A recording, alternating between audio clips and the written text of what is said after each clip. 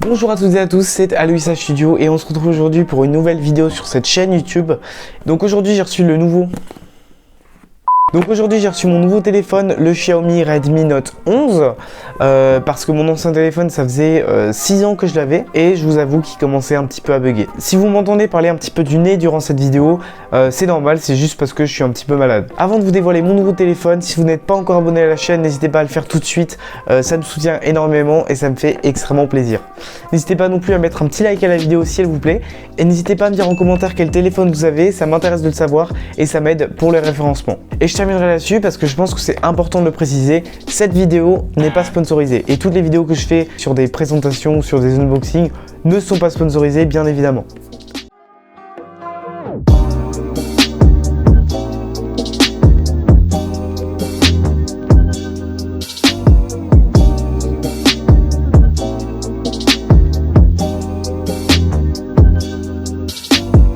On commence donc tout de suite avec l'unboxing du téléphone.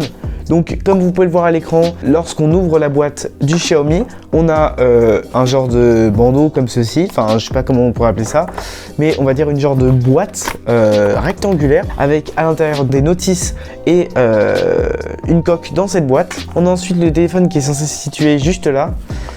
Et on a ensuite le chargeur ici qui est censé être là et le câble. Donc c'est un packaging assez simple qui reste néanmoins intéressant.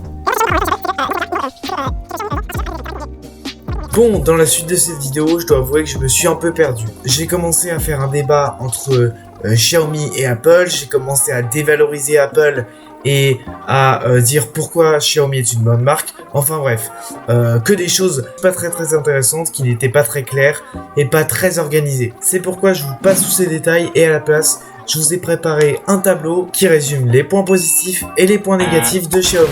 Et vous inquiétez pas, il n'y aura pas d'insulte ou de dévalorisation sur la marque d'Apple.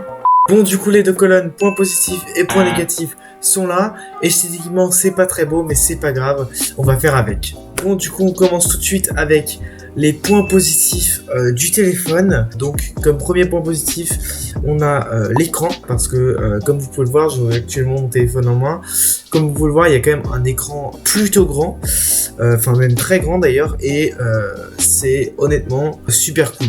On a ensuite l'appareil photo qui fait clairement le taf. Donc là, vous avez un petit aperçu de l'appareil photo qui ressemble à ça. L'appareil photo peut notamment faire un zoom x10 et il a un grand angle de 0,5 je crois, ce qui est vraiment pas mal du tout. On a aussi le stockage qui est vraiment pas mal non plus. Honnêtement, moi j'ai pris un stockage de 128 Go et ça fait clairement le taf. Là, je peux mettre autant de photos que je veux, autant de vidéos que je veux, autant d'applications que je veux. Je pense que j'atteindrai vraiment jamais les limites. On a aussi le design externe du téléphone qui est vraiment super parce que clairement, sur l'arrière du téléphone, il y a... Enfin, moi j'ai pris en noir et du coup, il y a une couleur noir mat qui rend le téléphone vraiment joli et on a les caméras qui sont pas vraiment à plat sur l'arrière du téléphone mais qui ressortent un peu, ce qui est vraiment stylé. Autre point positif pour ce téléphone, c'est tout simplement la personnalisation. Pourquoi la personnalisation? Parce que déjà vous avez une personnalisation au niveau des widgets qui est assez sympa. Ensuite vous pouvez choisir le style des notifications. Donc vous pouvez choisir entre le style Xiaomi ou le style Android.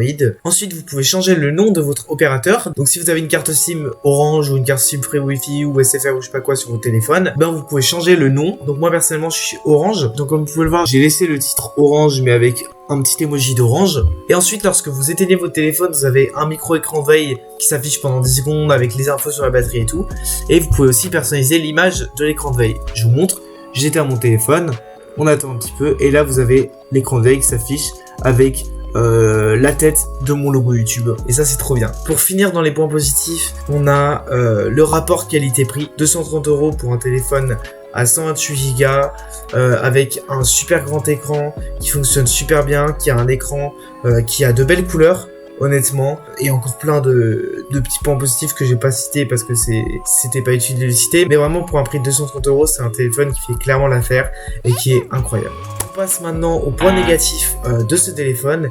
Et au niveau des points négatifs, il n'y a pas grand chose, mais c'est quand même des trucs qui sont un petit peu chiants. Comme premier point négatif, bon déjà on a la performance de jeux vidéo. Donc voilà, moi clairement j'utilise pas ce téléphone pour jouer aux jeux vidéo, mais je dois vous avouer que si vous voulez jouer aux jeux vidéo sur votre téléphone, sachez que c'est voilà, c'est pas du tout le téléphone n'est pas du tout performant pour jouer aux jeux vidéo. Je vous donne un exemple typique. J'ai essayé de jouer à un jeu extrêmement basique, qui plus est Candy Crush. Voilà, j'ai essayé de jouer à Candy Crush sur ce téléphone et le téléphone bug quand je joue à Candy Crush. Voilà, il y a vraiment des bugs quand je joue à Candy Crush. Autant vous dire que le téléphone n'est pas du tout fait pour jouer aux jeux vidéo. Donc si vous voulez prendre un téléphone pour jouer aux jeux vidéo, ne prenez pas celui-là, hein, parce que vous allez vite être déçu. Après, bien sûr, il fait tourner les jeux vidéo et honnêtement, ça marche quand même et ça passe. Mais c'est juste que vous aurez quand même quelques bugs et ce sera pas exceptionnel. Et le deuxième et dernier point négatif, parce que oui, il y en a que deux, c'est tout simplement les bugs. Là, vous allez me dire, mais précise, en fait. Explique-nous,